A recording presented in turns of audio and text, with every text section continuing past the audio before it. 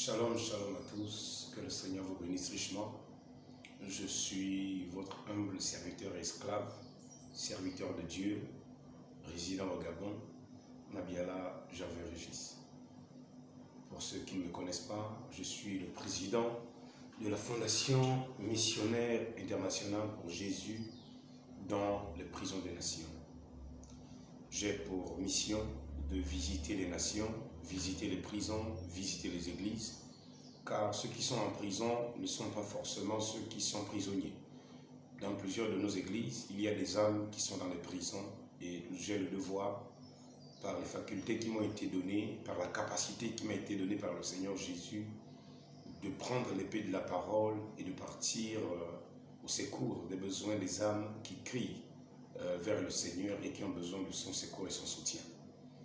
Je n'ai pour évangile que le Seigneur Jésus-Christ, je n'ai que pour lettre, la lettre d'amour du Seigneur Jésus-Christ, je n'ai que pour espérance le royaume des cieux, je n'ai que pour Dieu le Seigneur Jésus-Christ, je n'ai pour roi que le Seigneur Jésus-Christ, je n'ai que pour prophète William Marion Branham, le serviteur fidèle du Seigneur Jésus-Christ. Donc William Branham représente pour moi un mentor, un appui, comme Josué pouvait avoir besoin d'un appui, c'était Moïse, comme Timothée pouvait avoir besoin d'un appui, c'était Paul, comme Élisée pouvait avoir besoin d'un appui, c'était Élie, et j'en passe. Donc je viens faire cette vidéo pour témoigner 20 ans plus tard la main de l'Éternel qui m'a secouru après ma conversion de 2004. Donc je suis né d'une famille aussi modeste et simple, d'une famille gabonaise. J'ai pour mère Matsanga Sylvie et j'ai pour père Foucault Jean Valeur. Et pour père nourricier, pour ne pas aussi manquer de le souligner, Missamba Guy Antoine, qui a nourri la grossesse et qui m'a permis d'être ce que je suis aujourd'hui. Donc je partage mon amour paternel entre deux personnes. L'un qui a été utilisé pour la procréation, pour que le germe produise un enfant dans le corps de ma mère, et pour l'autre, nourrir cet enfant qui devait devenir plus tard un serviteur de Dieu, quand bien même je vagabondais dans ce monde. Donc je vais beaucoup témoigner, comme je l'ai fait hier à l'église Capstone, chez le pasteur Massama Grégoire, dirigé par le pasteur Yannick. Et je vais vous dire d'où je viens, qui je suis, comment Dieu est allé me chercher en peu de temps. Donc que Dieu vous bénisse et suivez la vidéo jusqu'à la fin, elle va vous aider. Je vais prendre un chapitre de la Bible. Il est écrit dans l'Apocalypse au chapitre 10. Je tomba à ses pieds pour l'adorer, mais il me dit garde-toi de le faire. C'est l'ange qui parle avec Jean, mais garde-toi de le faire. Je suis ton compagnon de service et celui de tes frères qui ont le témoignage de Jésus. Adore Dieu, car le témoignage de Jésus est l'esprit de la prophétie. Donc je suis un fervent défenseur du témoignage du Seigneur Jésus et cet esprit de la prophétie m'a accompagné durant les 20 ans. Je ne serai pas trop long sur mon ancienne vie. Je vivais à Port-Gentil, je travaillais et je fréquentais les bars, les boîtes de nuit, les maisons de prostituées. Je menais une vie paisible et joyeuse comme tout jeune qui se dit on a du temps devant nous. Et quand certaines personnes venaient me parler de Jésus, je remettais à demain et j'attendais un autre temps. Et à toi qui va me suivre, qui n'a pas quoi accepter Jésus, je te prie de prendre une sage décision parce que Dieu vient détruire la terre. Jésus vient et ce qui va arriver à la terre, je ne te souhaite pas d'être du nombre de ceux qui vont rester, soit du nombre de ceux qui seront pris et enlevés par l'amour divin de Dieu qui viendra chercher ceux qui se sont préparés. Si tu veux lire cela, c'est dans Matthieu 25, la Vierge sage, celle qui est folle restera et elle périra. Donc sur ce fait, je passais tout bonnement une vie joyeuse et heureuse, soi-disant, comme tout jeune Gabonais. J'avais un emploi par la grâce de Dieu et je travaillais à Satram. Ceux qui ont été à Port-Gentil, Satram à cette époque, en 2004, c'était l'une des sociétés qui recrutait beaucoup les jeunes. Et lorsqu'on savait que tu travaillais à Satram, on avait beaucoup de respect pour toi. Et les femmes, encore les femmes dans les quartiers, tu en avais. Il te suffisait d'avoir une combinaison bleue, un casque bleu, une paire de sécurité, que l'on te voyait descendre de l'un des bus de Satram. Alors tu étais, comment dire, convoité par les jeunes filles. Et on ne pouvait te refuser en aucun moment parce qu'on savait que l'une des sociétés qui faisait feu à cette époque, que tout le monde sollicitait du travail, c'était à Satram. Satram avait des contrats avec Total et pas mal de sites pétroliers où ils envoyaient des gens pour la manutention. Et il y avait aussi, comment dire, des services comme EGCA, il y avait des services comme ManuTP, il y avait des services comme, comment dire, là où on faisait du sablage. Alors, tous ces services-là, moi, je vais être reçu à Satram et je ne veux pas aller trop long, je veux que vous reteniez l'essentiel. Alors, un moment de ma vie, il va arriver un moment de ma vie où les livrogneries, je ne savais pas que ça m'avait pourri,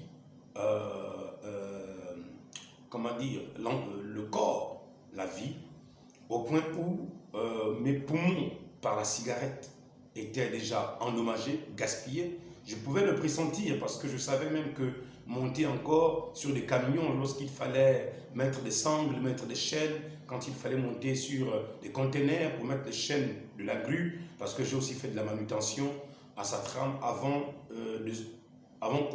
qu'on ne vienne me chercher pour m'amener dans le service infographie où je travaillais avec Onyanye David, que je salue d'abord pour la circonstance, qui a aujourd'hui une entreprise d'infographie et d'imprimerie à Port-Gentil actuellement.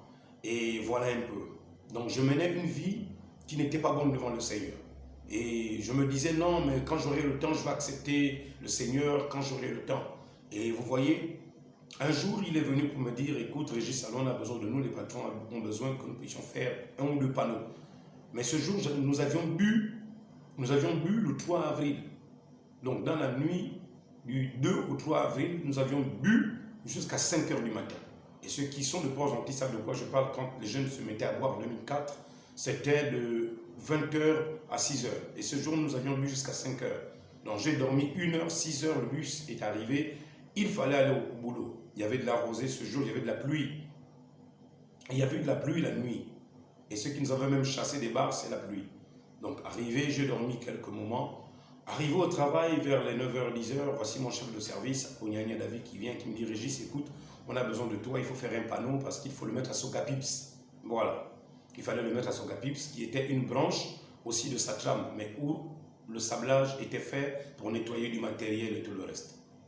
Arrivé vers moi, je vais lui dire non. J'étais bourré encore. Voilà, j'avais encore du vin dans le sang. Voilà, j'étais très impoli, j'étais sauvage, j'étais bagarreur, j'étais moqueur. Tout ce que la vie parle de mauvais, c'était à moi. J'étais la mauvaise, sinon la première des mauvaises personnes de la terre, c'était moi. J'étais très méchant, très mauvais. Je ne pensais qu'à moi, je ne faisais tout que pour moi. Voilà. Je cherchais des amitiés. S'il fallait dépenser 100 000, 200 000 pour avoir des amis, j'allais le faire. S'il fallait aller dans une maison de prostituées pour assouvir mes soifs, j'allais le faire. C'était une vie immorale, une vie malheureuse, une vie sale que je vivais sans le savoir. Alors, pendant ce temps, je cherchais déjà des médicaments en pharmacie à cause des douleurs que je pressentais dans l'estomac. Bon, disons, je ne sais pas dans la partie, hein, je peux faire la médecine, mais tout mon corps là, ça faisait mal. Je ne pouvais pas faire de longues distances, courir encore, c'était impossible. Mais même marcher, faire de longues distances, c'était difficile. Je ne savais pas qu'à l'intérieur de moi, c'était que mes organes, le foie, avaient pris un coup. Parce que mes derniers jours dans le monde, je pouvais prendre jusqu'à 12 doses de pastis par jour. Sinon, quand nous allions boire, avant de prendre les castels, que nous appelions à l'époque les cellulaires, il fallait aller d'abord boire ces doses pour au moins avoir déjà une bonne dose d'alcool dans le sang et continuer la soirée. Donc, je ne suis pas pasteur aujourd'hui que vous admirez et que je suis descendu du ciel comme un fruit. Non, je viens de quelque part, ma vie n'était pas bonne, elle n'était pas agréable. Je viens de loin, c'est pourquoi je dis je viens de loin, je viens du gouffre de l'enfer. où Satan avait pourri ma vie dans l'alcoolisme, il avait pourri ma vie dans le tabagisme, il avait pourri ma vie dans le vin, il avait pourri ma vie dans tout ce qui est mal, dans tout ce qui est méchant. Mais Dieu a fait grâce que maintenant, je l'accepte comme Seigneur et comme Sauveur.